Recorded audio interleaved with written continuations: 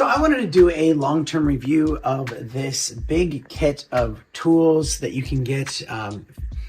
I've had this for a while now and they still hold up. First of all, the quality of these things are like legit really good. Now, some of them might feel a little bit flimsy.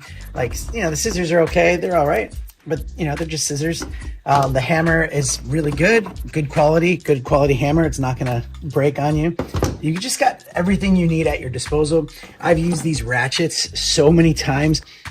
I didn't realize how much I needed a ratchet in my life until I got this. And I realized how it just makes my life so much better. Like, cause I'm going around like, oh, I can just ratchet that up. So having all of this stuff at your disposal is so good. And even the wrenches, the screwdrivers have been very helpful. And you also have drill bits, not drill bits, but screw heads and Allen wrenches. And you can put them all in like the box, and it has wheels. So if you need to go somewhere, you can just pop them all on there.